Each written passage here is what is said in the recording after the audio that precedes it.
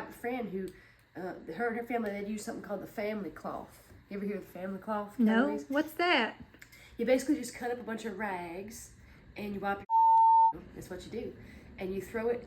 Now I think they have like a little squeeze bottle and some water, and they kind of do like a homemade bidet, and then they wipe their rear end, and then they throw it in a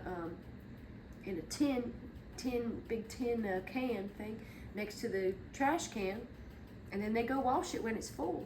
Now I don't know if I would do something like that, but when this whole COVID crap happened a couple years ago, everybody's going crazy wild on the TP. People make a good point. Why the TP? I mean, golly, you can make some use of them old socks that don't have a match. You can go outside and get a leaf. It's like so many other things you can use, like my friends that did the family cloth. You don't need the TP for. They're bad for the environment using up all that TP. I think the tin can, when it gets full, they wash it. But I tell you what, their bathroom did smell like doo-doo pretty bad. Pretty bad. That's the only thing, is the smell. I could have gone the rest of my life without hearing that story, Charlene. That's what the dung beetle is for. You ain't never heard of the dung beetle? They are God's cleanup crew. I see them all the time out at the ranch. They're just rolling away that dung. They roll it away. What they do with it, I don't know. Maybe they're building a mountain, a fortress somewhere made of doo-doo. But they take care of it. Put some dung beetles in there, and maybe they're just rolling on out. Us ladies, you notice that one side of your shirt's always a little bit bigger than the other. And that's natural. Let me tell you what happened when I was in health class in the 7th grade. Is that they gave us a list of questions, just to kind of make us feel less awkward. And you could go through them questions. And one of the questions was, now we made this little girl say it because we didn't want to say it, but one of the questions was, why is one of my breasts bigger than the other? And most people don't know this, but it's actually because you got more organs on one side of your body than the other. I think like your liver, and it's mostly on your right side, so it pushes that other side up. It's like a push-up effect with your organs. Now, some people, I gotta say, their liver's probably enlarged or something because they got a whole lot of that effect. But it's a natural thing. What in the world is that guy doing outside, Keloise? Is that my new neighbor's gardener? Yeah, but he ain't the gardener they had before. They must have gone broke or something. He looks like Chris Farley in that Chippendales video. He's in a Hawaiian shirt that's unbuttoned and some kind of neon tight shorts. It ain't pretty. Maybe they cut their budget or something, but whew-wee, wish they'd hire that other guy back. That reminds me of your Uncle Harvey's nephew, Bobby John. He's the pro wrestler out in Vegas. He goes by Sammy Pancho. Sammy Pancho, yep. He's actually pretty good. I've seen him on some like late night television things when nobody else is up. So you can see him wrestling. He's a conquistador. The conquistador with the most. And he also calls himself a luchador. Luchador, not conquistador, Cal. That's the right word. Luchador. See, sometime this summer if you want, we got something we can do. You got to bring your snacks in though, because they don't have anything good in there. The one thing they got is in chimichurri. Them cinnamon sticks, them soft cinnamon sticks. You toss him your money and he throws them to you, and sometimes it can end in disaster.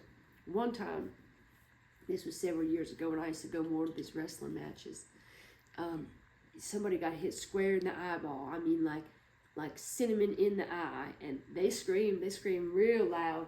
I'm surprised there wasn't a lawsuit, but people in them luchador rings, they don't sue.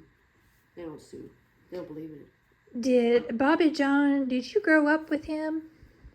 Yeah, Bobby John, he was a hoot. Now, before he got all beefcake, see what happened was he joined the Marine Corps, right? And he only did one term in the Marine Corps.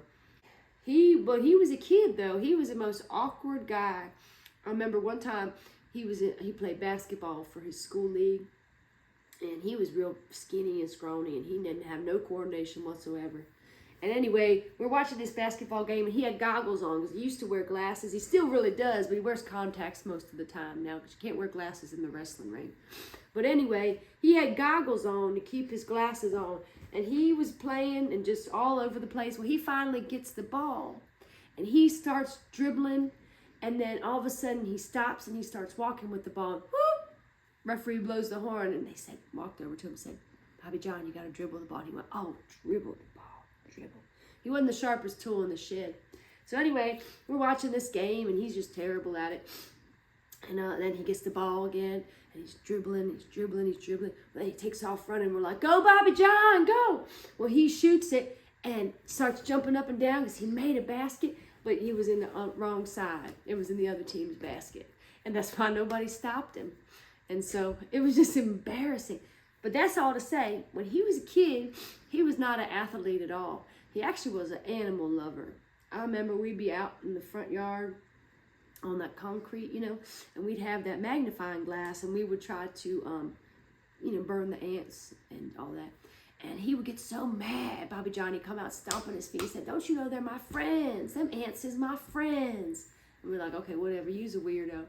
And he loved the squirrels. He'd try to sit in the tree and talk to the squirrels. Anyway, when he turned 18, he went and joined the Marine Corps. And we thought he was the goofiest, most awkward kid. He came back a beefcake, man. A beefcake. All the ladies started following him, and we're like, don't they know this is Bobby John? But he got some play when he got back from the Marine Corps, and he became kind of a tough mutter. After his term in the Marine Corps, he couldn't really hold a normal job because it was hard for him to be on time for things and do things like balance a checkbook. So he's making a name for himself as a wrestler, and the hours are good, and the ladies love it. And so that's Bobby John.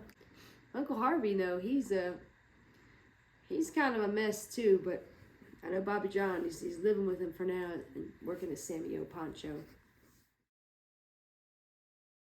There's some dung beetles in there. I could have gone the rest of my life without hearing that story, Charlene. That's what the dung beetle. Like a vigilante, like Batman, but I live on a ranch and wear big old boots. Tell me about the health class.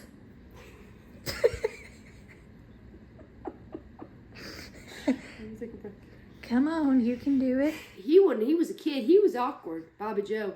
I remember he had... Bobby John. Don't you know your own family's name? Golly, I said Bobby John or something. I'm not slurring my words. I'm Bobby John. Working at Samuel Poncho.